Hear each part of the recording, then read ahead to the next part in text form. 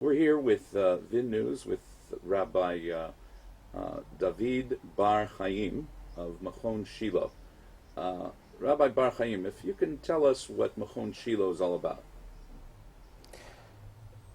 Machon Shilo is dedicated to the concept of Torath Eretz Yisrael.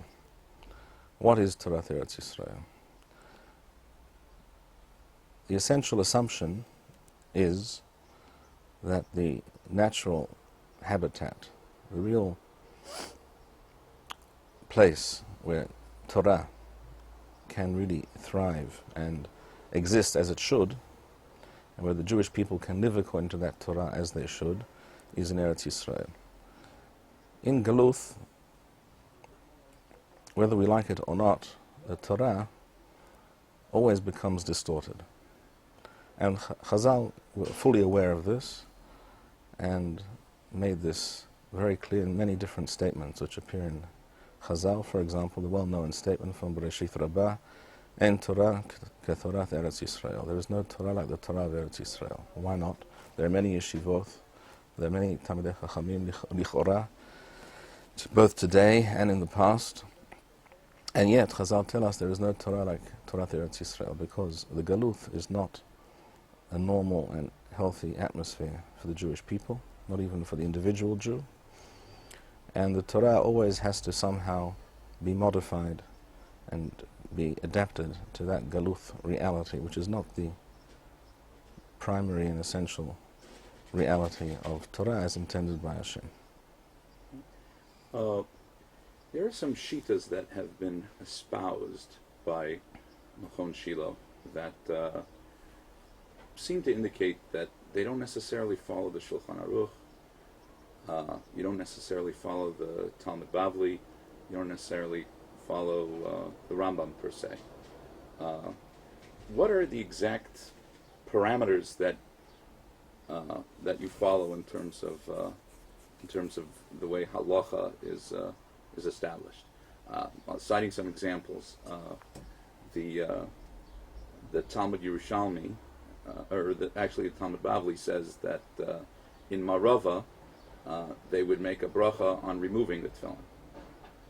This is not the conclusion of the Talmud Bavli, it's not the conclusion of Shulchan Aruch, it's not the conclusion of the Rambam either. And yet that's your halacha conclusion. So what are the guidelines as to what establishes halacha? Can you cut this? So where were we? Okay, so I was asking, it seems that a perusal of the Rav's website indicates that Machon Shilo holds of certain halachas that the Shulchan Aruch clearly does not hold of. And what are the parameters of what Machon Shilo follows in terms of halacha? The Talmud Bavli is not necessarily authoritative. The Shulchan Aruch is not necessarily authoritative. So what are the guidelines of what Machon Shilo follows? Just anything that in Marava they did? Is that what it is? And in particular, a question about the bracha of taking off the tefillin. Beis Yosef clearly rejects it. You'll find that there was a minhag that to take it off at Uval Etzion in order to be meramiz to that Shita in Yerushalmi. And the Beis Yosef says clearly, we don't even do this because it was nidcha le'halacha legamrei. So what are the parameters that Machon Shilo follows when it comes to establishing halacha? In the first instance, our Shita, when it comes to the study of Torah,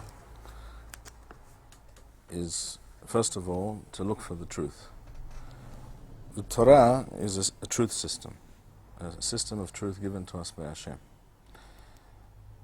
If Torah is about anything, it's about truth, about searching for the truth. Chazal say in Masechet Shabbat, Hothamosh lakadosh baruch hu aneth. Correct? It follows that any halachic system must be based on the supremacy of the truth. In my view, any system which is based on anything else is very problematic. allow me to quote to you from the Rambam. The Rambam writes in his Hakdamah to Mishneh Torah, in this edition here, which you may or may not have seen, but is the best printed edition of the Mishneh Torah, based on Yemenite manuscripts. Oth Kaf Gimel. The Rambam says, "Umishnei Talmudim, umina Tosefta, umisifra, usifrei, umina Toseftoth."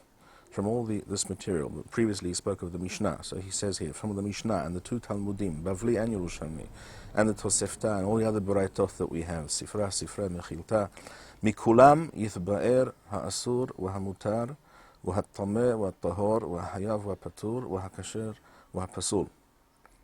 It is from these sources that we are able to verify and decide what is Mutar, what is Asur, what is Tahor, what is Tameh, etc.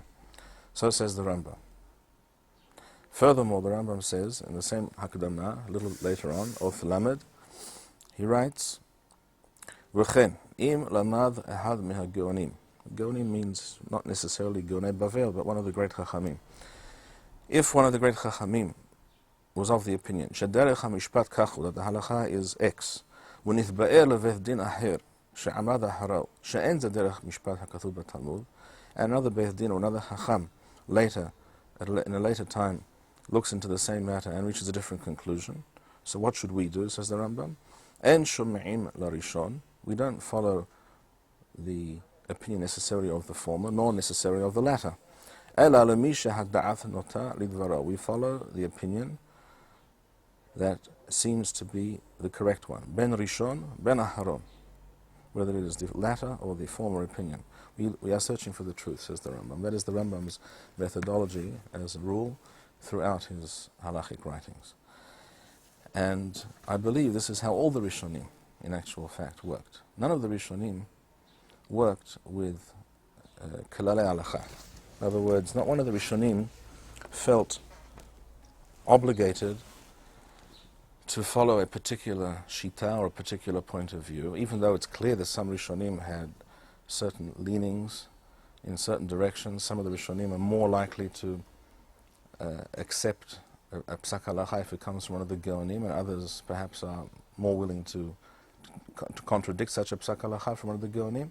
But as a rule, all the Rishonim base their psak halacha on the concept of ra'ayoth, of bringing proofs and logic and birur girsa, discovering the correct girsa, and using the final yardstick being looking for the truth.